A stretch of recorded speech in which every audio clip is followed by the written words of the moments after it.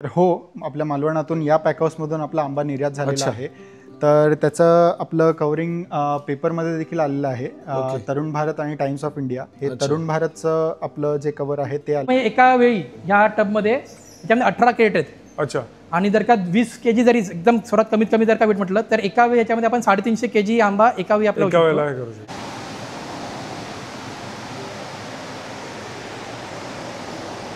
ठेवा खाली. हा बघा. तर हा मधला जो बॉक्स तुम्ही बघत आहात तो US स्पेसिफिक बॉक्स आहे. अच्छा. तर या बॉक्समध्ये जसं आपण बघितलं असेल 1 डझन आंबे आपण ठेवलेले आहेत सध्या. कसे आहेत मित्रांनो, मजेत ना असेल तर पुन्हा एकदा तुमच्या सगळ्यांचं स्वागत करतो आपल्या मालवणी लाईफ या युट्यूब चॅनलमध्ये. मित्रांनो, गेल्या वर्षी आपण श्रीवल्ली अॅग्रोचा रायपनिंग चेंबरचा व्हिडिओ बनवला होता आणि नक्कीच तो व्हिडिओ तुम्हाला आवडला होता. मित्रांनो, त्यावेळेला आपण टेक्नॉलॉजीचा वापर करून नैसर्गिक पद्धतीने जशा प्रकारे आंबा पिकतो तसाच रायपनिंग चेंबरमध्ये आंबा कसा पिकवला जातो त्याबद्दलची माहिती जाणून घेतली होती. आजच्या या व्हिडिओमध्ये आपण तेथे जाऊन यांत्रिक तंत्रज्ञानाचा वापर करून एक्सपोर्ट क्वालिटीसाठी जो आंबा लागणार आहे तो आंबा कसा तयार केला जातो याबद्दलची संपूर्ण माहिती जाणून घेणार आहोत. नक्कीच तुम्हाला हा एक इन्फॉर्मेटिव्ह व्हिडिओ आवडेल आणि हा जर व्हिडिओ तुम्हाला आवडला तर या व्हिडिओला नक्की लाईक करा. नमस्कार, माझं नाव श्रीधर फाटक. नमस्कार, मी यशराज फाटक. आम्ही जे श्रीवल्ली ॲग्रो ह्याचे को फाउंडर आहोत. ती आर्ज कॉर्पोरेशनची ग्रुप कंपनी आहे. तर लकी दादा आता म्हणाल्याप्रमाणे आपण मागच्या वर्षी रायपनिंग चेंबरवर आपण मोठा एक चांगला व्हिडिओ काढलेला, चांगला प्रतिसाद पण मिळाला होता. आणि तेव्हाच आम्ही सांगितलं होतं की आम्ही पुढच्या वर्षी अजून काहीतरी चांगले आधुनिक उपक्रम साधणार आहोत. आणि त्यातलं एक होतं एक हॉट वॉटर ट्रीटमेंट प्लांट आणि एक डिसॅपिंग प्लांट. तर ह्या ॲज अ मशिनरी हे तर सगळं चांगलंच आहेत, पण ह्यांनी शेतकऱ्यांना काय फायदा होणार आहेत ते पण आम्ही तुम्हाला सांगणार आहोत, जेणेकरून शेतकऱ्याला येणारा जो चांगले आय आहे ती तर वाढेल आणि जो नुकसान होतं शेतकऱ्यांचा आंबा पिकवण्याच्या आधी तो किती कमी करता येईल आणि फळमाशीवर पण कसा एक आपण प्रादुर्भाव जो वाढलेला आहे तो कसा कमी करता येईल ते आजच्या व्हिडिओमध्ये आपण पाहणार आहोत. या पुढे असेच थांबा. या पुढे या व्यतिरिक्त आपण आंबा एक्सपोर्ट कसा करणार आणि अजून काय होतं FPO त्याबद्दलची माहिती. हां, तर आणि हे झालं आपलं पोस्ट हार्वेस्ट प्रोसेसबद्दल. आणि ह्याच्या पुढे आपण ह्याच भागात बघणार आहोत की आपण आंबा एक्सपोर्ट कसा करतो. सध्या US एक्सपोर्टवर खूप चर्चा चालू आहे, तो त्याच्यावर आपण कसे शेतकऱ्यांनी काय लक्ष द्यावे ते आम्ही त्यांना सांगणार आहोत. आणि दुसरं म्हणजे FPO म्हणजे शेतकरी उत्पादक संघ, जे आम्ही मागच्या व्हिडिओमध्ये सांगितलं होतं, तर ते पण आम्ही स्थापित केलेलं आहे आणि त्याच्याबद्दल पण थोडी माहिती तुम्हाला देणार आहोत. शेतकरी कसे आमच्याबरोबर जोडू शकतात आणि कसा त्यांचा स्वतःचा फायदा करू शकतात ह्याची तुम्हाला इत्थंभूत माहिती मिळणार आहे.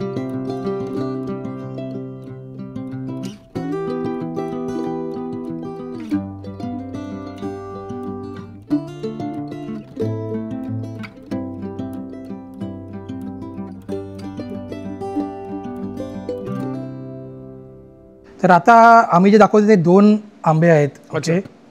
आणि ह्याच्यामध्ये तुम्ही बघाल तर हे जेव्हा आंब्याची जेव्हा देठ तुटते तेव्हा आंब्याचा हा चीक जेव्हा गळतो आणि हा जर का टायमावर चांगली तर हा पुसला गेला नाही तर पिकल्यानंतर ह्याला आंब्यावर डाग असतात. तर ह्याला बोलताना डागी आंबे किंवा एक चांगली परंपरा म्हणून साईबाबा आंबा असा म्हटला जातो कोकणामध्ये. ह्याचा शेतकऱ्याला काय होतं की ह्याचा जर का डाग नसता तर जर का जिथे शेतकऱ्याला 800 रुपये डझन असा रेट मिळाला असता, ह्याच्यामध्ये त्याची किंमत लगेच अर्धी होऊन जाते. अच्छा. हे मग 400 रुपये झाला. म्हणजे आंबा जेव्हा पिकतो त्यावेळेला त्याच्यावर जो देठाकडे काळा डाग दिसतो तो या डिकामुळे दिसतो. तो त्याला स्टेमेन रॉट म्हणतात. तो एक वेगळ्या प्रकारची कीड आहे ती पण आपण कव्हर करणार आहोत. तो पण एक चांगला पॉईंट तुम्ही एक काढलाय. तो स्टेमेन रॉट काय असतो आणि हा जो आहे ह्याला बोलतात सॅप बन्स म्हणतात याच्यामध्ये आपल्या इंग्लिश टर्मिनॉलॉजीमध्ये. तर हा जो सॅप म्हणजे जो हे जे चीक जे डंक आपण चीक म्हणतो याला सॅप म्हणतात. आणि सॅप जेव्हा ह्याच्यावर पळतो त्याला मग सॅप बन्स किंवा स्किन बन्स असं त्याला म्हणतात. तर तो आपण कसा डिसॅपिंग मशीननी वाचवणार आहोत. आणि सर्वात दुसरा जो प्रॉब्लेम असतो जो सध्या खूप मोठा प्रादुर्भाव आहे तो आहे फळमाशीचा. आता फळमाशी जी असते ती आपलं अंड जे असते जेव्हा आंबा असा हिरवा असतो त्या चामडीवर फक्त आपलं अंड देऊन जाते. पण ते आपण जेव्हा आंबा फुसतो सुद्धा त्याला कळत नाही की याच्यामध्ये फळमाशीने अंड टाकलं की नाही टाकलं. जेव्हा आंबा पिकून येतो, जेव्हा आपण आडीला आंबा लावतो किंवा आपल्या रायपनिंग चेंबर टाकतो तेव्हा ती फळमाशी जेव्हा ती बनते तेव्हा असं कीड म्हणून ती बाहेर येते. म्हणजे हा जो आता डॉट आला म्हणजे हा इथे त्याने आधी अंड टाकले आणि त्यानंतर मग इथून मग ते बाहेर आले आणि त्यामध्ये बघाल की हा अख्खा आंबा खराब झालाय. बरोबर. हा एक आंबा खराब झाला तरी काही एवढा प्रॉब्लेम नसता, पण हा एक आंबा जो आहे तर आडीतल्या सगळे दुसरे आंबे पण नेहमी खराब होतात. बरोबर. आणि ह्याचं दुसरं हे काय की हा जर का मी आंबा उचलून जर का बाहेर बागेत टाकला त्याच्यातून फळमाशी बाहेर येते आणि ती अजून तुमच्या झाडावर येऊन पण डंक मारतात. अच्छा, म्हणजे तिने जी अंडी घातलेली असते त्याच्यातनं तिची पैदास होते आणि ती आपल्या बागेमध्ये अजून नुकसान वाढत जाते. तर ह्याला फक्त मग नाश करण्याचं फक्त याला आंबा जाळणं किंवा त्याला चांगलं पूर्ण हाच एक आहे, पण तोपर्यंत खूप मोठं नुकसान झालं असतं. बरोबर. आणि जर का एका बागात जर का फळमाशी आली तर ती अख्खी बाग 3 दिवसामध्ये ते आपल्या अंडी घालून अख्खी बाग नाश होऊ शकते. बरोबर. तर त्या गोष्टीला आपण कसं वाचू शकतो ना, त्यासाठी आज आपलं टेक्नॉलॉजी आणली आहे. अच्छा. जसं मी मगाशी म्हणालो, फक्त technology for sake of technology नसून त्याचा काहीतरी उपयोग व्हायला पाहिजे आणि त्यांनी शेतकऱ्यांचे पैसे अजून वाढवायला पाहिजे ना. नक्कीच. त्यासाठी आमचा सगळा हा उपयोग आहे. आपली डिसॅपिंगची मशीन आहे. यामध्ये आपला आंबा जेव्हा शेतकरी बागेतून तोडून आणतो त्यानंतर सर्वप्रथम आपण तो प्री कुलिंगला ठेवतो. अच्छा. जसं आपण लास्ट आपल्या व्हिडिओमध्ये बघितलं आहे, तर रायपनिंग चेंबरमध्ये ठेवायच्या आधी आपण प्री कुलिंगला ठेवतो तो आंबा, आणि त्यानंतर आपण तो आंबा बाहेर काढून डिसॅपिंगच्या मशीनवर तो आंबा आपण प्लेस करतो. तर इथे आपण बघत असाल, इथे डिसॅपिंगच्या मशीनवर आपला आंबा जशा प्रकारे ठेवलेला आहे. अच्छा. तर पुढचा जो आंबा आहे तिथे कटर आहे आपला. तर ही जी हे आहे ती ब्लेड आहे ते. अच्छा. आणि इथे तुम्हाला आंबा तुमचा देठासकट असा ठेवायचा खाली ठेवायचा आहे. आणि त्यानंतर ओके, ही डिसॅपिंग म्हणजे एक्झॅक्टली मशीन काय काम करते? आपल्या आंब्यावरचा जो देठ आहे तो ती कट करते. आणि ज्या प्रकारे आपण आंबा उलटा ठेवलेला आहे तर तो देठातून जो सॅप निघतो तो आपल्या या मशीनच्या आहे तो खाली पडतो. आणि जेणेकरून काय आंब्यावर तो परत पडत नाही. आणि आंबा जसं मागच्या क्लिपमध्ये आपण बघितलं होतं की आंबा वरून डागी जसा झाला होता, हळूहळू डागी होत होता, तसा तो आंबा डागी व्हायचे चान्सेस कमी होऊन जातात.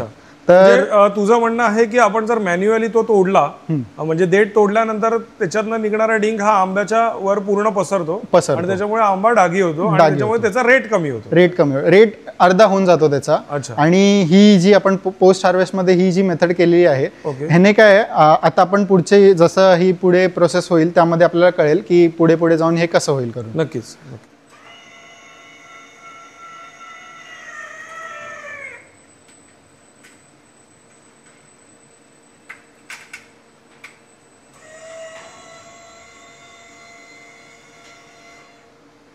तर आता तुम्ही बघितलं असेल, हा जो देठ होता तो पूर्ण होता. आता ह्याच्यातून हा जो सॅप आहे तो निघतोय.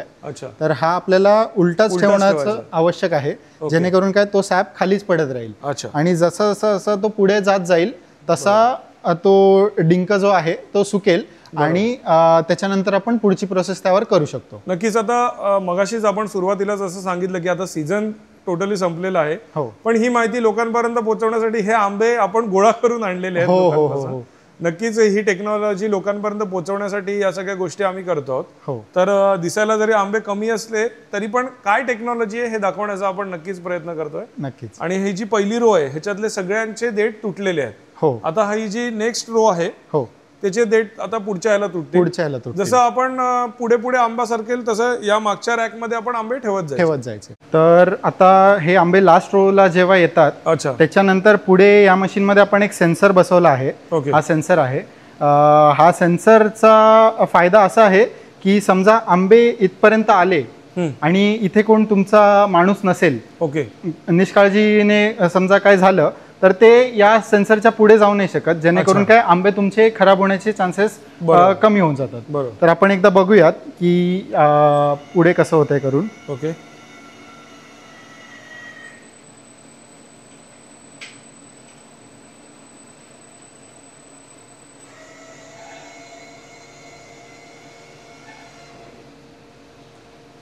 आता अजून एकदा बटन प्रेस केलं तरी हे आंबे पुढे सरकत थांबले आणि मशीन स्टॉप झाली. नक्कीच. आता ही जी मशीन आहे ह्याच्यावर टोटल किती आंबे आपण ठेवू शकतो एका वेळेला? आता जसं तुम्ही बघताय एका टोटल रो मध्ये तुमचे 18 आंबे बसतात. प्रॉपर साईजचे आपण आंबे बसवायला गेलो तर 18 आंबे बसतात. ओके. तर अशा 45 रोज आहेत आणि एक सायकल आहे ती 4 सेकंडची सायकल आहे, म्हणजे 4 सेकंड मध्ये कट होतं आणि पुढे जातं. तर मग तुमचं टोटल 4 मिनिटात पूर्ण ही एक सायकल कम्प्लीट होऊन जाते. म्हणजे टोटल बघायला गेलो तर 4 मिनिटात किती आंबे आपण कट करू शकतो? तर 4 मिनिटात आपण टोटल 810 आंबे कट करू शकतो. 810 आंबे कट करू शकतो. आणि यात तुम्ही बघत आहात जसं की वेगवेगळी साईज आहे आपली. कुठले छोटे आंबे आहेत तर कुठले मोठे आंबे आहेत आणि यात हापूसही आहेत, रायवळही आहेत. आता सीझनचा फॅग एंड असल्यामुळे आपल्याला तेवढे आंबे आपण प्रत्येक व्हेरियंटचे ठेवून बघितले. हापूसचा जो सॅप असतो तो जास्त निघतो दुसऱ्या आंब्याच्या कंपॅरिझन मध्ये. आणि अजून एक इम्पॉर्टंट पॉइंट जो मागच्या वेळी बोलायचा राहिला तो हा होता की आपण ज्या आपल्या जुन्या जनरेशनच्या ज्या टेक्निक होत्या तेव्हा आपण काय करायचो, तेव्हाही डिसॅपिंग मशीन होती पण त्यांची टेक्निक थोडी वेगळी होती.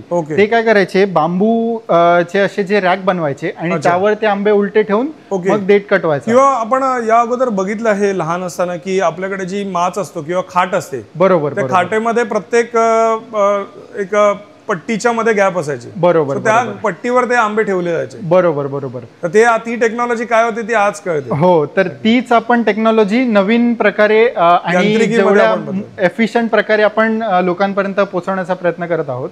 तर ही झाली आपली डिसॅपिंगची टेक्नॉलॉजी. तर आपण पुढच्या आता ह्याच्याकडे वळूयात. तर यशराज, आपण या टेक्नॉलॉजी तर बघत आलेलो आहोत, पण आता एक नवीन टेक्नॉलॉजी आपल्या सिंधुदुर्ग जिल्ह्यामध्ये आलेली आहे, ती म्हणजे स्कॅनिंग मशीन, जी आता देवगडमध्ये. तर त्याबद्दल थोडक्यात माहिती जाणून घ्यायला नक्की आवडेल. तर आपण प्रायोजिक तत्वावर 2 सध्या मशीन्स बघत आहोत. एक जी ऑलरेडी जसं तुम्ही म्हणालात की देवगड कोऑपरेटिव्हला जी मशीन लागलेली आहे ती पहिली मशीन झाली. आणि दुसरी मशीन आम्ही बँगलोरवाली एक कंपनी आहे त्यांच्यासोबत आम्ही काम करत आहोत. ती सध्या डेव्हलपमेंटमध्ये आहे. ती आम्ही आमचे जे शिवकोकण FPCचे जे मेंबर्स आहेत त्यांना मध्ये एक डेमोही दाखवला होता. त्या मशीनला खास बँगलोरनं इथे बोलवण्यात आलं होतं आणि त्यांना एक डेमो डे ठेवला होता. कुठला आंबा साका आतून आहे आणि कुठला आंबा साका नाही आहे तो त्या मशीनमध्ये कळतो. त्याचे आम्ही तुम्हाला व्हिडिओज, फोटो जर तुम्ही आम्हाला आमच्या नंबरवर कॉन्टॅक्ट केलं तर आम्ही नक्कीच ते तुम्हाला शेअर करू. आणि त्याचा फायदा हा होऊ शकतो तुम्हाला की तुमचा आंबा सगळ्यात जास्त चांगला आंबा तुम्हाला निर्यात करण्यापेक्षा लोकलमध्ये जसा खायचा झाला तो तुमचा आंबा तर तो तुम्ही आंबा खाऊ शकता. आणि त्या आंब्याला तुम्हाला जर विकायचं असेल तर पाहिजे तो रेट तुम्ही त्या आंब्यासाठी मागू शकता, कारण 100% गॅरंटी. कारण शेवटी काय, फळ हे नाशिवंत आहे आणि कधी कधी काय होतं की एक रिलेशन बिल्टअप झालेले असतात, पण नेक्स्ट इयरला जेव्हा आपण 1 डझन आंबा पाठवतो त्याच्यातले काही कारणात 6-7 आंबे हे आतमून साका होतो आणि त्याच्यामुळे थोडेसे रिलेशन देखील खराब होतात. पण नक्कीच या टेक्नॉलॉजीचा वापर होऊन कस्टमर पर्यंत 12च्या 12 आंबे चांगल्या पद्धतीने आपण त्यांना पाठवू शकतो. 100% गॅरंटीने त्यांना पाठवू शकतो.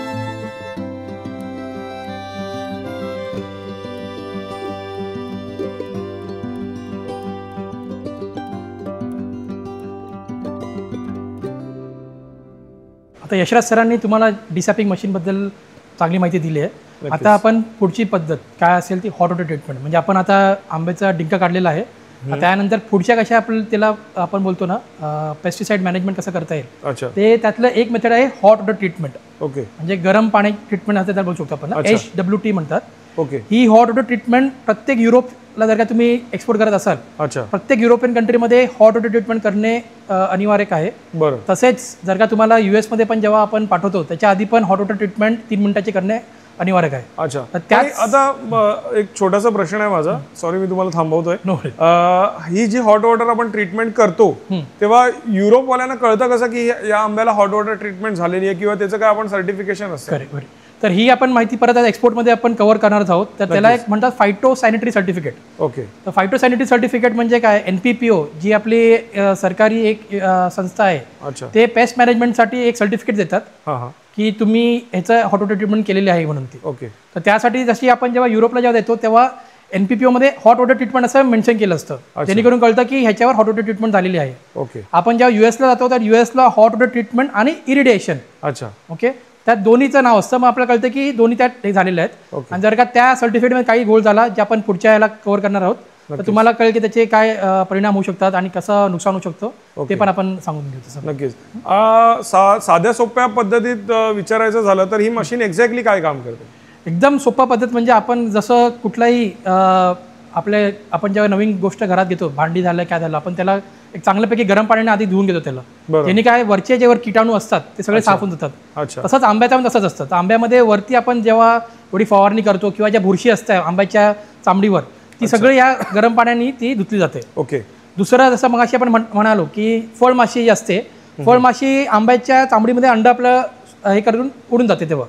बरोबर. ती पण कशी ती नाशवंत करता येईल ना, ते ही हॉट वॉटर ट्रीटमेंटनी ती होतं तसं ते. ओके. ओके.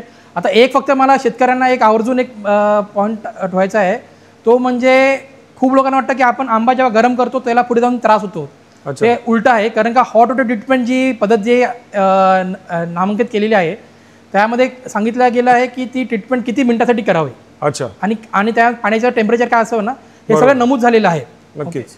तर आपण जेव्हा हॉट वॉटर ट्रीटमेंट जेव्हा करतो 5 मिनिटं करतो US साठी किंवा आपण युरोपसाठी जेव्हा अर्धा तास करतो, तेव्हा जे गरम पाण्याचा जे प्रभाव असतो गरम पाण्याचा तो फक्त आंब्याच्या चामडीपर्यंत जातो. अच्छा. आंब्याच्या आतमधल्या जो आपण जो फ्लेश म्हणतो मँगो फ्लेश तिथे जात नाही, तो फक्त आंब्याच्या चामडीपर्यंत असतो, जेणेकरून जे कीटक किंवा समजा फळमाशीचा अंड असेल ते फक्त चामडीपर्यंतच नाशवंत होतं. ओके. आंब्याच्या आतमध्ये त्याला काही प्रॉब्लेम होत नाही. तर हॉट वॉटरमध्ये ते 3 मेन घटक आहेत. एक तर आपली ट्रॉली ज्याच्या आपण आंबे ठेवणार आहोत, अच्छा, ह्याला आपण बास्केट म्हणतो, इनपुट बास्केट आहे. बरोबर. त्यानंतर हा हॉट टब आहे. अच्छा. त्याच्यामध्ये तुम्ही बघाल तर मगाशी दाखवलं पाणी ह्याच्यामध्ये आहे जे गरम झालेलं आहे. बरोबर. ओके. हे गरम पाणी आहे. तर सध्या तरी आम्ही टेम्परेचर शूटिंगसाठी 40 ठेवलेलं आहे. ओके. पण तुम्हाला ॲज पर द प्रोटोकॉल 65 किंवा 55 डिग्री सेंटीग्रेड कोणत्या देशाला जातात तसं ते करता येईल. ओके. आणि दुसरा सर्वात इम्पॉर्टंट घटक तो एक आहे आपलं हीटर आहे, जो आपण बाहेर लावलेला आहे. अच्छा. तर ह्याचं का आपण असं वेगळं केलं, जे ट्रेडिशनल हॉट वॉटर जे येतात ते इथे कॉईल लावतात. बरोबर. पण त्याचा प्रॉब्लेम काय असतो की जे पाणी कॉईलच्या जवळ आहे किंवा ह्याच्या जवळ आहे तेच गरम होतं, पण मधलं पाणी थंड राहतं. बरोबर. आपण ॲडव्हान्स टेक्निक वापरलेली आहे, याच्याकडून काय अख्खं जे पाणी जे आहे ते अख्खा टाइम पूर्ण गरम होऊन फुल टाइम रोटेटर राहतं त्याच्यामध्ये. आणि खाली ह्याच्यामध्ये ॲजिटेटर आहे. ॲजिटेटर काय करतं, पाणी ते फिरवत राहतं, जेणेकरून जी कीड समजा असेल ती अख्खी बाहेर पडत राहील आणि सर्क्युलेशनमध्ये ती फिल्टर ऑफ होऊन परत चांगलं पाणी याच्यात येत जाईल. अच्छा. तरी एकदम ॲडव्हान्स मशीन आहे. जसं आम्ही म्हटलं, आमचे जे सर आहेत विक्टर सर ॲग्रीटेकचे, त्यांनी 40 वर्ष आंब्यासाठी आपली संशोधन दिलेली आहेत. त्यांचं एकदम एक चांगलं आहे. त्यांचे पण डिटेल्स आम्ही तुम्हाला पुढे डिस्क्रिप्शन देऊ तसं. तर आता आपण दाखवतोय, तर हे आपला इनपुट बास्केट आहे. ह्याच्यामध्ये आम्ही हे सोपं केलेलं आहे. जे दुसरी जे ऑटो ट्रीटमेंट देतात ते ट्रॉलीला वापरतात. अच्छा. ट्रॉली ऑपरेट करणं खूप डेंजरस आहे. जर का चांगला ऑपरेटर नसेल, तुमचा अख्खा शेतकऱ्याची मेहनत वेस्ट जाऊ शकते. बरोबर. जसं आम्ही म्हटलं तर आमच्या सरांनी जेव्हा ही डिझाईन केली आहे, यांनी सगळी काळजी घेतली की ऑपरेटरकडून काही चुका असतील त्या सगळ्या कंट्रोल केल्या जाईल मशीनमध्ये. जसं आता तुम्ही बघाल की जास्त वरती छप्पर लागेल, तर त्याने एक सिम्पल एकदम बोलताना जुगाड केलेला आहे, एक दोरी बांधून ठेवली की वरती जाणार नाही आणि छप्परला का होणार नाही. बरोबर. आणि आपल्याला माहिती आहे की ह्या वॉटरला लिंक आहे तशी ते. दुसरं आम्ही केलं की खाली ते गार्डरेल्स लावलेत. ओके. गार्डरेल्समुळे काय की ही जी ट्रॉली आहे ती सरळच पुढे जाणार आहे आणि कोणताही लहान मुलगा पण ह्याला ऑपरेट करू शकतो. तसं आपण हे बनवलंय. तर ह्याला फक्त हळू आपण धक्का मारला तर अख्खी आपली ट्रॉली पुढे येते त्याच्यामध्ये. आणि ह्याच्यामध्ये एका वेळी ह्या टबमध्ये ह्याच्यामध्ये 18 कॅरेट आहेत. अच्छा. आणि जर का 20 kg जरी एकदम सर्वात कमीत कमी जर का वेट म्हटलं तर एका वेळी याच्यामध्ये आपण 350 kg आंबा एका वेळी आपल्याला एक्सपोर्टला आम्ही जेव्हा करतो तेव्हा 1 टन आंबा लागतो एका शिपमेंटला. तरी 3दा केलं तरी आपलं काम होऊन जाईल. आणि दादा सर, डझनाच्या हिशोबाने जर आपण बघितलं तर किती डझन आंबा हा डझन याच्यामध्ये 60 ते 65 डझन आरामात बसतील एका वेळेला आरामात केलं. चालेल. आता पाणी आपलं ऑलरेडी ॲजिटेट झालेलं आहे. आता हे फुल अख्खं हे सबमिसर होऊन जाईल.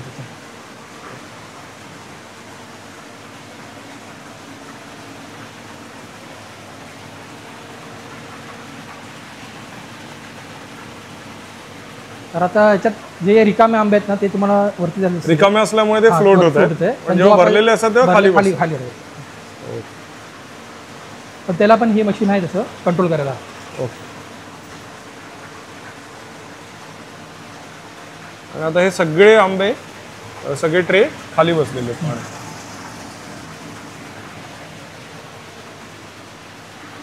तर आता आपला सगळा आंबा आता आत गेलेला आहे. आता इथे हा टायमर आपण बसवलाय. Okay okay.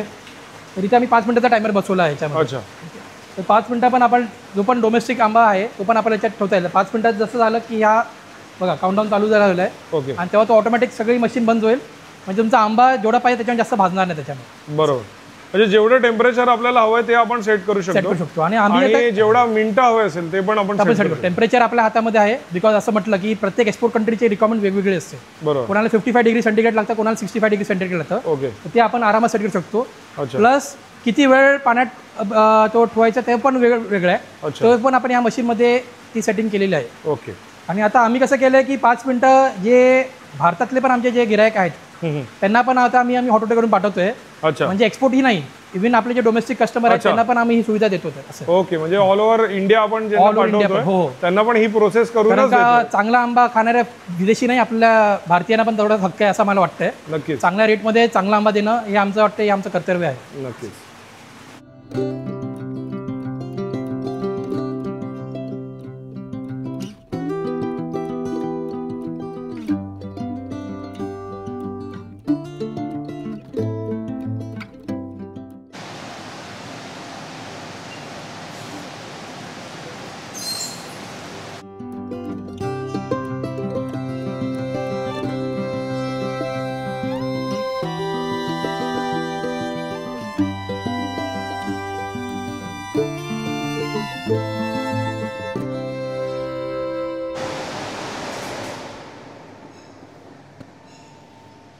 आता आपला आंबा आलेला बाहेर याच्यामध्ये तुम्ही बघू शकाल की हा लगेच किती वाढलाय.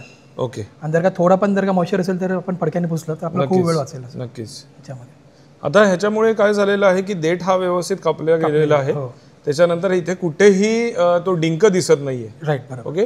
आणि प्लस हा आंबा त्या टेम्परेचरला धुवून आल्यामुळे ह्याच्यातल्या आतमध्ये जर फळमाशीचा प्रादुर्भाव असेल तर तो निघून गेलेला. आणि जर का तुम्ही आता ह्याला हात पण लावलाय तिथे जर 40 डिग्री होता तुम्ही बघाल की हा नॉर्मल टेम्परेचर आले.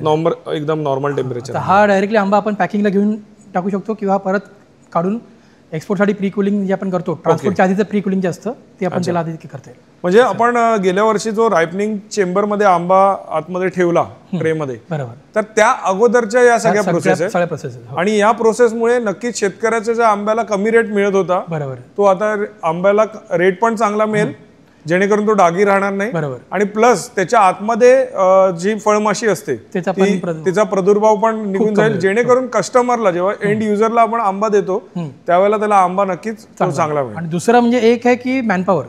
सध्या आता आपल्या कोकणातल्या शेतकऱ्यांना सर्वात जो मोठा एक अजून एक प्रॉब्लेम होतो तो म्हणजे केव्हाही म्हणजे काय आता कधी नेपाळी नसतील किंवा आपलेच एक कामगार नसतील. नक्कीच. आता तुम्ही बघा अख्खा ट्रे जो आलेला आहे हा लगेच 2 जर का समजा एकदा तुम्हाला वाटलं की अजून ओला अजून एकदा तुम्ही चेंबरवर टाका टनलमध्ये आधी तो पुसून येईल. म्हणजे एक अख्खा ट्रे आपण 10 सेकंदामध्ये पुसून म्हणजे वाळून आलेला आहे. बरोबर. हे जर का आपण सीझनच्या वेळी बघाल तर असा मोठा 20 लोकांचा ग्रुप असतो आणि ते पुसत असतात अख्खा टाइम. बरोबर. आणि त्यात बोलत असतात, कामावर लक्ष नसतं, क्वालिटी कंट्रोल असतं. ह्याच्यामध्ये तुम्हाला एक कॉन्स्टंट क्वालिटी मिळते आणि शेतकऱ्याचा वेळ वाचतोय. आणि जो आपण कामगारांना हायर जिथे 10 लागणार होते तिथे आपण 4 किंवा 6 कामगारांवर ते घेतोय. तर आपण जेव्हा प्रॉफिट म्हणतो तर selling price minus cost price is equal profit हा एकदम सोपा इक्वेशन आहे. बरोबर. तर प्रॉफिट तुम्हाला जर का वाढवायचं असेल तर तुम्ही सेलिंग प्राइस जास्त वाढवा आणि सगळेच कस्टमर काय तुम्हाला लगेच जास्त तुम्हाला रेट देऊ शकत नाही. बरोबर. दुसरं एक जे आपण बोलतो रेव्हेन्यू लिकेजेस जिथे आपल्याला कॉस्ट प्राइस कमी करता येईल ते कमी केल्यावर पण तुमचा प्रॉफिट वाढतो. तर ह्या जो गोष्टी आपण माशी म्हटल्याप्रमाणे डिसॅपिंगमुळे जो रेट अर्धा होतो, फळमाशीमुळे तुमचं सगळं नुकसान होतं किंवा जो कामगारांना लागणारा जो खर्च आहे तो पण जर का तुम्ही कमी केला तुमचा प्रॉफिट मार्जिन आपोआप वाढतो. नक्कीच. तर यासाठी आपण जे पुढच्या आपण पार्टमध्ये डिस्कस करू आपल्या एफपीओ बद्दल काय किंवा एक्सपोर्ट बद्दल काय त्याच्यात आपण या अजून माहिती याच्यावरती नक्कीच. आता टेक्नॉलॉजी विषयीची तर माहिती जाणून घेतली, काय टेक्नॉलॉजी वापरून काय पद्धतीचा आंबा आपण तयार करतो. बरोबर आहे. आता आपण वळूया की हा जो आंबा आहे तो जेव्हा आपण एक्सपोर्ट करतो, आता या अगोदर आपल्या मालवणातलाच आंबा आपण एक्सपोर्ट केलेला आहे, बरोबर आहे. तर तो कशा प्रकारे केला जातो त्याबद्दलची माहिती आपण जाणून घेऊ. Okay, perfect. तर मगाशी जसं आम्ही म्हटलं की आपल्या मालवणातून आंबा निर्यात झालेला आहे, बरोबर. तर हो, आपल्या मालवणातून या पॅकहाऊसमधून आपला आंबा निर्यात झालेला आहे. तर त्याचं आपलं कव्हरिंग पेपरमध्ये देखील आलेलं आहे. तरुण भारत आणि टाइम्स ऑफ इंडिया हे तरुण भारतचं आपलं जे कव्हर आहे ते आलेलं आहे. तर आपला इथून आंबा GMR मोपा एअरपोर्टमधून निर्यात झालेला आहे आणि तिथून GMRच्या टीममधून पुरुषोत्तम सिंग ठाकूर सर आणि विश्राम सबनीस सर यांनी आम्हाला खूप मदत केली. आम्ही पहिले एक्सपोर्टर होतो ज्यांनी मोपा एअरपोर्टवरनं त्यांचे कन्साइनमेंट्स आंब्याचे निर्यात केले. तर मोपा एअरपोर्टमधनं सध्या 2 कन्साइनमेंट्स गेलेले आहेत आमचे. एक गेलेला आहे शारजाला आणि एक गेलेला आहे ओमानला. आणि बाकीचे आमचे जे सर्व युरोपियन कंट्रीजचे आणि युएसचे जे कन्साइनमेंट गेलेले आहेत ते सर्व मुंबईवरनं गेलेले आहेत, कारण त्याला सर्टन प्रोसेसेस तुम्हाला कराव्या लागतात. आणि त्यानंतर आपण येऊयात की का आपल्याला का युएसए हे वेगळे आहेत, एक्सपोर्ट्स वेगळे आहेत, त्याची पॅकेजिंग कशी वेगळी आहे आणि बाकीच्या ज्या कंट्रीजची पॅकेजिंग कशी वेगळी आहे ते आपण बघूयात. नक्कीच. तर हा मधला जो बॉक्स तुम्ही बघत आहात तो US स्पेसिफिक बॉक्स आहे. तर या बॉक्समध्ये जसं आपण बघितलं असेल 1 डझन आंबे आपण ठेवलेले आहेत सध्या. तर प्रत्येक आंबा साधारण आपण 225 ग्राम्स प्लसचा ठेवतो. जशी ज्या इम्पोर्टरची रिक्वायरमेंट असेल तसा आपण आंबा ठेवतो. आणि यामध्ये इथे जसं तुम्ही बघत आहात जसे जे व्हेंटिलेशनसाठी होल आहेत ते आपण कव्हर केलेले आहेत. तर त्याचं कारण मगाशी जसं म्हटलं की फ्रूट फ्लाईज हा एक खूप इम्पॉर्टंट फॅक्टर आहे फ्रूट फ्लाईजचा. तर US मध्ये कसं होतं की आता रिसेंट न्यूजमध्ये तुम्ही बघितलं असेल की बऱ्याचशा कन्साइनमेंट्स USच्या रिजेक्ट झाल्या आणि that was because of all the paperwork, म्हणजे ते पेपरवर्कच्या कारणामुळे रिजेक्ट झाल्या. बट सेकंड फॅक्टर ज्या कारणामुळे तुमचा आंबा रिजेक्ट होऊ शकतो ते आहे फायटोसॅनिटरी सर्टिफिकेशन्स. आणि तिथे फ्रूट फ्लाईजचं इम्पॉर्टंट रिझन असतं की समजा तुम्ही आंबा जेव्हा पोस्ट हार्वेस्टमध्ये पॅक करताना सगळ्या काळजी घेतल्या आणि पॅक करूनही पाठवला, पण तुमच्या बॉक्सला समजा इथे होल असेल, जसं आपल्या नॉर्मल बॉक्सला होल आहे तसा होल असेल, तर तिथून फ्रूट फ्लाईज आत जाण्याचे चान्सेस असतात. आणि अशा बऱ्याच कंट्रीज आहेत, ऑस्ट्रेलिया झालं, US झालं, साऊथ कोरिया, जपान झालं. तर तिथे काय असं त्यांच्या इकडे बाहेरच्या कुठल्याही कंट्रीजचे पेस्ट किंवा इन्सेक्ट्स त्यांच्या इथे येणं अलाउड नाही आहे. तर तिथे तुमचा आंबा रिजेक्ट होण्याचे चान्सेस फ्रूट फ्लाईजमुळे बरेच असतात. तर इकडे जसं म्हटलं हा जो होल आहे तिथे तुम्हाला असं एक स्टिकर टाईप मिळतं.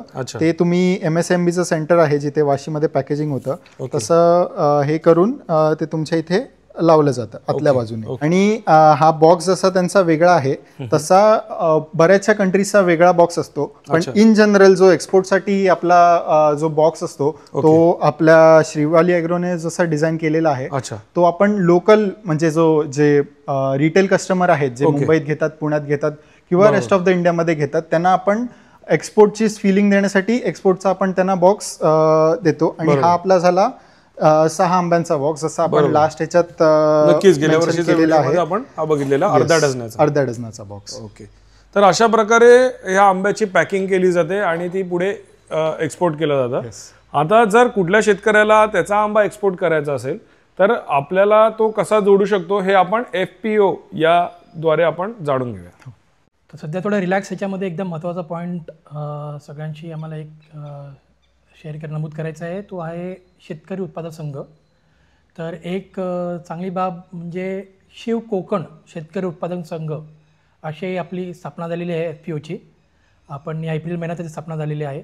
तर त्यासाठी त्याचं धोरण हे आहे की एकत्र येऊन शेतकरी जी जादू करू शकतो ना ते आम्हाला ते हे करून दाखवायचं आहे. जसं आता आम्ही एक्सपोर्ट करून दाखवलेलं आहे. मागच्या वेळीप्रमाणे आम्ही इथे हॉट वॉटर किंवा एक्सपोर्टसाठी लागणारे मशिनरीजपर्यंत आणलेले आहेत. पण ते फक्त आमच्या एकाकडून होणार नाही आहे. जसं मगाशी यस सर सांगत होते की एक्सपोर्टच्या वेळी कसं आम्हाला लोकांनी हेल्प केली आहे, त्या मदतीमुळे आम्हाला एक काहीतरी चांगलं धोरण सादर करता आलं. तसं FPOमध्ये जर का अजून लोक आम्हाला जर का आमच्याबरोबर आले एकत्र तर आम्हाला अजून एक चांगलं काम करता येईल. आणि त्यामध्ये FPOमध्ये पहिलं यस सर सांगतील की जे एक्सपोर्टला लागणारे जे सर्टिफिकेशन आहे ते आपण कसं FPO कुठली मदत करता येईल, यश सर त्याच्यावर थोडी माहिती देतील. तर एक्सपोर्टला मेन म्हणजे तुमचं फार्म रजिस्ट्रेशन करावं लागतं आणि ते फार्म रजिस्ट्रेशन तुमचं सुरू होतं मँगोनेटपासून. मँगोनेट म्हणून एक तुमचं रजिस्ट्रेशन असतं, ते तुम्हाला तुमच्या जवळच्या तालुका कृषी अधिकारी त्यांच्याकडे तुम्ही जाऊन तुमचं मँगोनेट रजिस्ट्रेशन स्वतःच्या फार्मचं करू शकता. आणि ते मँगोनेट रजिस्ट्रेशन करण्यासाठी एक सर्टन स्लॉट्स असतात, 6 महिन्याचे स्लॉट्स असतात. ते 6 महिन्याचे स्लॉट्स क्लोज झाले मग तुम्हाला पुढच्या वर्षी परत ते अप्लाय करायची संधी मिळू शकते. हे एक रजिस्ट्रेशन झालं. त्या रजिस्ट्रेशनसाठी तुम्हाला जे पण डॉक्युमेंट्स आहेत त्या तुमच्या तालुक्या कृषी अधिकारी आहेत ते तुम्हाला सांगतील काय काय डॉक्युमेंट्स लागतात. दुसरं झालं तुमचं GI registration, GI certificate. GI certificate हे मॅन्डेटरी नसतं, बट तुम्ही केलेलं नेहमी चांगलं, कारण त्याचं तुम्हाला बेनिफिट काय होतो, तुमचा आंबा कुठला समजा खराब निघाला तर ते तुम्हाला ट्रेस करू शकता तुम्ही की कुठल्या बागेतून आंबा तुमचा तो आलेला आहे आणि कुठल्या शेतकऱ्याकडनं तो आलेला आहे, तो तुम्ही आंबा तुमचा ट्रेस करू शकता. आणि त्यासाठी GI सर्टिफिकेट खूप इम्पॉर्टंट आहे. आणि अपेंडिक्स सी बद्दलही सांगू इच्छितो. तर अपेंडिक्स सी याबद्दल बऱ्याच म्हणजे 95% शेतकऱ्यांना याबद्दल माहिती नाही आहे. आंबा निर्यात होताना युरोप झालं, US झालं किंवा बाकीचेही देश झाले, तिथे आंबा निर्यात होताना अपेंडिक्स सी हे खूप इम्पॉर्टंट डॉक्युमेंट आहे. तर अपेंडिक्स सी काय असतं, अपेंडिक्स सी तुम्ही ज्या तुमच्या शेतावर फवारण्या करता त्या फवारण्या तुम्हाला तुमचे जो तालुका कृषी अधिकारी आहे त्यांच्याकडे तुम्हाला त्याची नोंद करावी लागते. म्हणजे जो तुमचा कृषी सहाय्यक आहे तुमच्या जिल्ह्याचा किंवा तालुक्याचा, तो तुमच्या बागांमध्ये येऊन प्रत्येक 15 दिवसांनी त्याचं एक ऑडिट करतो की हे या फवारण्या आम्ही केलेल्या आहेत आणि तो त्यांचा सही आणि शिक्का मारतो. आणि ह्याचं सगळ्यात इम्पॉर्टंट रिझन काय आहे, जेव्हा तुम्ही निर्यात करता आंबा US ला, फॉर एक्झाम्पल आपण पकडूया US ला तुम्ही आंबा निर्यात करत आहात, तर तिथे तुम्हाला हे अपेंडिक्स सीचं डॉक्युमेंट सबमिट करावं लागतं, ज्यावर तुमच्या तालुका कृषी अधिकाऱ्याचा शिक्का असतो. आणि ते तुमचा जो फायटोसॅनिटरी ऑफिसर असतो, जो तुमचा आंबा पुढे नीट आहे की नाही ते चेक करून पुढे पाठवतो, तो जेव्हा चेक करतो त्यात सगळ्यात मोठं इम्पॉर्टंट डॉक्युमेंट आहे अपेंडिक्स सी.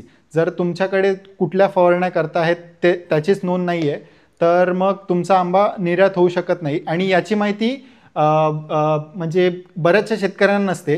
याची माहिती तालुका कृषी अधिकारी आहेत, ते तुम्ही गेलात त्यांच्याकडे की ते सर्व स्टार्ट टू एंड तुम्हाला प्रोसेस सांगतील. आणि दुसरा थोडा अजून एक टेक्निकल मी जातो, मला माहिती आहे शेतकऱ्यांकडे अजूनच खूप लोड असतो, पण एक RSPM म्हणून एक डॉक्युमेंट आहे. हे असतं तुम्हाला food and agriculture FAO, food and agriculture organisation, united nations यांनी नमूद केलेलं एक डॉक्युमेंटेशन RSPM. ह्याच्यामध्ये regional specification for phytosanitary measurement. ह्याच्यामध्ये काय असतं की काय काय तुम्हाला काळजी घ्यायची असतात ना, ह्याच्यावर त्यांनी एक असं नमूद केलेलं आहे. त्याच स्टेप्स या अपेंडिक्स सीमध्ये असतात. तर ह्याचं म्हणजे मेन काय की तुम्हाला एक्सपोर्टला कोणत्याही देशामध्ये गेलेला आहे तर युनायटेड नेशनने तुम्हाला मापदंड दिलेले आहेत, ते तुम्ही पालन केलं की नाही त्याचाच फक्त एक बोलतो ना आपण एक प्रूफ आहे तो. म्हणून शेतकऱ्यांनी जास्त काय घाबरायची गरज नाही. एकदम सोपी गोष्ट आहे. फॉर्म पण 4 पानांचा एकदम सोपा आहे. त्यात फक्त 4 घटक असतात की तुम्ही पहिली साफसफाई कधी केली आहे, फवारणी कधी केली आहे आणि कोणती केली आणि किती केली आहे, साफसफाई परत कधी केलेली आहे, तोडणी कधी झालेली आहे आणि भरणी झालेली. हे जे 5 जे मेन घटक असतात ना आपल्या आंब्याचे, तेच त्या अपेंडिक्स सीमध्ये आहे. ओके, तर हा एक पार्ट झाला डॉक्युमेंटेशनचा, जो आम्ही ॲज अन FPO आपल्या प्रत्येक शेतकऱ्याला आम्ही त्याचं ट्रेनिंग देणार आहोत. आम्हाला सांगायला आवडेल की आपले मालवणचे कृषी अधिकारी झाले किंवा देवडी कृषी अधिकारी, त्यांना सगळ्यांचा सपोर्ट आहे. त्यांची नावं पण यश कोण आपल्याला होती. मालवणमध्ये समजा तुम्हाला कोणाला रीच आउट करायचं असेल तर मालवणचे तालुका कृषी अधिकारी एकनाथ गुरव सर आहेत, जे करंट तालुका कृषी अधिकारी आहेत. कृषी सहाय्यक कदम सर आहेत, ज्यांनी आम्हाला भरपूर मदत केली. आणि हेड त्यांचे जे आहेत ते पाटील सर आहेत, त्यांची पण आम्हाला भरपूर मदत झाली. या सर्व आम्ही जे पण म्हणजे जी प्रोसेस स्टार्ट टू एंड केली त्यात त्यांची आम्हाला भरपूर मदत झाली. जर तुम्ही देवगडच्या पट्ट्यात बघू इच्छिता तर तिकडे प्रज्ञा मॅडम आहेत, त्यांची मदत झाली. सचिन सर आहेत, त्यांची मदत झाली. अजून तिकडच्या ज्या नवीन तालुका कृषी अधिकारी पाटील मॅडम ज्या आलेल्या आहेत, त्यांची आम्हाला भरपूर मदत झाली. आणि जसं म्हटलं की FPOचा आम्ही ऑलरेडी आधी पण एक व्हिडिओ काढला होता लकी दादाबरोबरच. आणि आता पण जर का असेल तर खाली संपर्क साधण्यासाठी जो नंबर आहे तुम्ही आम्हाला फोन करा. आमचा ईमेल ID आहे, त्या ईमेल ID पण आम्ही तुम्हाला देऊ शकतो. तुम्हाला ज्या फोन जर का नसेल आम्ही तुम्हाला कॉलबॅक करू, जर का आम्ही उचलला नाही तर काही कामामुळे, पण फोन नक्की करा. काही डाऊट असतील इव्हन कमेंट केलेलं बरं आहे, लकीदादा पण आहेत त्यांच्याकडून पण आम्हाला मेसेज पोहोचेलच. पण डेफिनेटली आम्ही FPO थ्रू, हा तर एकच कागदपत्रांचा एक भाग झाला. दुसरं जे छोट्या छोट्या गोष्टी आहेत म्हणजे खत घेणे झालं किंवा आंब्याचे बॉक्सेस घेणे झालं, आपण जर का सगळे एकत्र जेव्हा येऊ आपण व्हॉल्यूममध्ये परचेस करू शकतो. त्यामुळे आपल्याला काय की समजा जी गोष्ट आपल्याला बाहेर 12ला मिळते ती आपण 11ला घेऊ शकतो. जर का खत बाहेर एका रेटला मिळतं आहे, नक्कीच आपण because we are all one, we are united, we can bargain for a very good rate. So हा एक महत्त्वाचा पॉईंट आहे. जेवढी जास्त लोक आपण एकत्र येऊ तेवढं जास्त आपल्यालाच फायदा आहे. आणि दुसरं आम्ही जसं म्हटल्याप्रमाणे सॉईल टेस्टिंग पण एक मोठा पॉईंट असतो. जर का सॉईल टेस्टिंग केली तर किती खत घालायचं आहे, का सध्या असं होतं की शेतकरी जो खत घालतोय तो खत विकणारा त्याला सांगतोय की तुला काय खत घालायचं ते, शेतकऱ्याला बिलकुल माहीत नाही की त्याच्या जमिनीचं NPK प्रमाण काय आहे ते. सॉईल टेस्टिंग करण्यासाठी पण जर का मदत लागत असेल तर ते पण आपण करू. सॉईल टेस्टिंग आपण सीझनच्या आधी म्हणजे जून जुलैमध्ये केली तर बरं असेल. तर त्या हिशोबाने तुम्हाला किती फवारण्या मारायच्या असेल, काय तुम्हाला औषधं टाकायची असेल जमिनीमध्ये, ते तुम्हाला त्यांनी कळता येईल.